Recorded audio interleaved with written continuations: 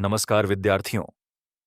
जब हम अपने घरों में सुरक्षित बैठे होते हैं, अपने परिवार के साथ समय बिताते हैं, अपने सपनों को पूरा करने की तैयारी करते हैं और रात को निश्चिंत होकर सोते हैं, तब हमारी सीमाओं पर कुछ वीर सैनिक हर पल जागकर देश की रक्षा कर रहे होते हैं। वे न तो अपनी जान की परवाह करते हैं और न ही कठिन परिस्थितियों से डरते हैं। उनके लिए सबसे ऊपर होता है राष्ट्र का सम्मान। ऐसे ही महान योद्धाओं को सम्मानित करने के लिए भारत सरकार ने परम वीर चक्र की स्थापना की। यह भारत का सर्वोच्च वीरता पुरस्कार है, जो युद्ध भूमि में असाधारण साहस दिखाने वाले सैनिकों को दिया जाता है। आज हम ऐसे 5 अमर वीरों की कहानियां जानेंगे, जिनके बलिदान ने भारतीय इतिहास को गौरव से भर दिया। सबसे पहले बात करते हैं मेजर सोमनाथ शर्मा की, जो परम वीर चक्र प्राप्त करने वाले पहले भारतीय सैनिक बने। सन 1947 में कश्मीर पर संकट के बादल मंडरा रहे थे। दुश्मन श्रीनगर की ओर बढ़ रहा था। उस समय मेजर सोमनाथ शर्मा की दाहिनी भुजा प्लास्टर में थी, क्योंकि उन्हें हॉकी खेलते समय चोट लगी थी।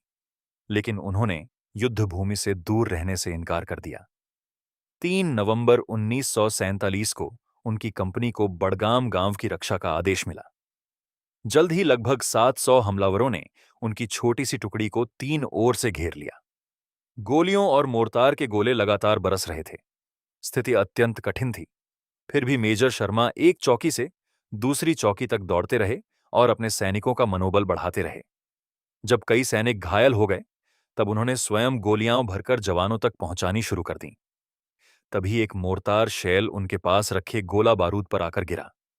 विस्फोट में वे शहीद हो गए। लेकिन शहीद होने से पहले उनका संदेश था, मैं 1 इंच भी पीछे नहीं हटूंगा। हम अंतिम सैनिक और अंतिम गोली तक लड़ेंगे। उनके बलिदान ने श्रीनगर को बचा लिया और दुश्मन की प्रगति रोक दी। अब चलते हैं सन 1962 के भारत-चीन युद्ध की ओर। लद्दाख के सिरजाप पोस्ट पर मेजर धन सिंह थापा अपने सैनिकों के साथ तैनात थे। 20 अक्टूबर की सुबह चीनी सेना ने भारी तोपों और मोर्टारों से हमला शुरू कर दिया। पूरा क्षेत्र आग और धुएं से भर गया। संचार व्यवस्था नष्ट हो गई, लेकिन मेजर थापा ने हार नहीं मानी। दुश्मन ने एक के बाद एक हमला किया, पर हर बार भारतीय सैनिकों ने उसे पीछे धकेल दिया। तीसरे हमले में चीनी सेना टैंकों के साथ आगे बढ़ी। भारतीय सैनिकों की संख्या कम थी और गोला बारूद भी समाप्त होने लगा था। फिर भी वे डटे रहे। जब दुश्मन पोस्ट के भीतर पहुंच गया, तब मेजर थापा अपनी खाई से बाहर कूद पड़े और हाथापाई में कई दुश्मनों को मार गिराया। अंततः वे युद्धबंदी बना लिए गए। पूरे देश ने उन्हें शहीद मान लिया था, लेकिन बाद में पता चला कि वे जीवित हैं। उनकी वीरता, नेतृत्व और अदम्य साहस के लिए उन्हें परम वीर चक्र से सम्मानित किया गया। तीसरे वीर थे हवलदार अब्दुल हमीद। सन 1965 के भारत-पाकिस्तान युद्ध में पंजाब का खेमकरण क्षेत्र युद्ध का प्रमुख केंद्र बन गया था। पाकिस्तान को अपने शक्तिशाली पैटर्न टैंकों पर बहुत गर्व था। 10 सितंबर 1965 की सुबह दुश्मन के टैंक भारतीय क्षेत्र की ओर बढ़ने लगे। गोलाबारी इतनी तीव्र थी कि धरती कांप रही थी। ऐसी स्थिति में हवलदार अब्दुल हमीद अपनी जीप पर लगी रिकॉयलस गन लेकर आगे बढ़े। उन्होंने बेहद साहस के साथ पहला दुश्मन टैंक नष्ट कर दिया। फिर तुरंत अपनी स्थिति बदली और दूसरा टैंक भी आग के हवाले कर दिया। अब दुश्मन को समझ आ गया कि सबसे बड़ा खतरा कहां से आ रहा है। दुश्मन ने उनकी जीप पर मशीन गनों और गोले बरसाने शुरू कर दिए। लेकिन अब्दुल हमीद बिना डरे लड़ते रहे। उन्होंने एक और टैंक को निशाना बनाया।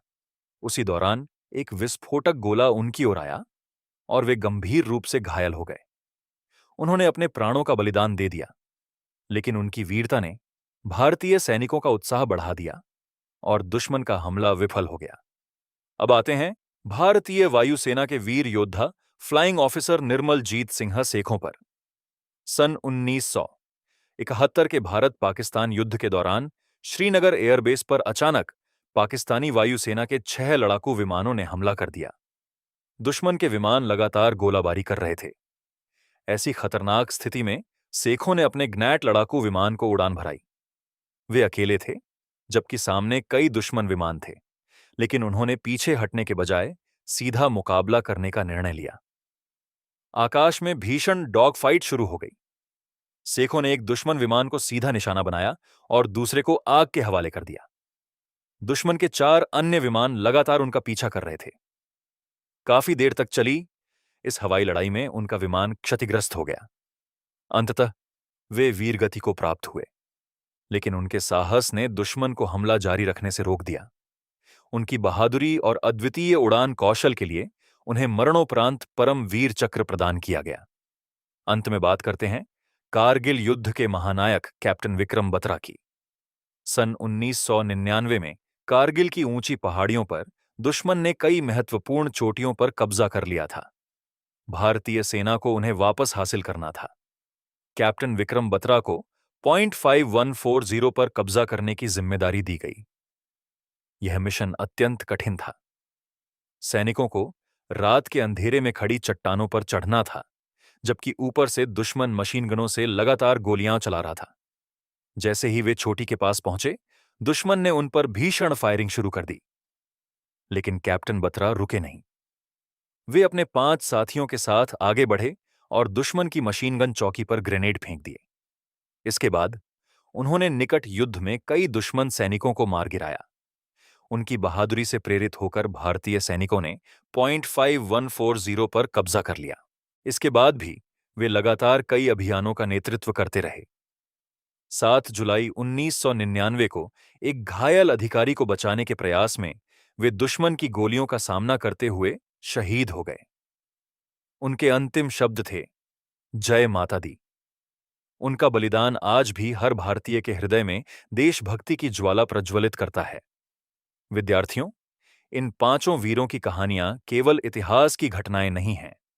ये साहस, कर्तव्य, त्याग और राष्ट्र प्रेम के जीवंत उदाहरण हैं।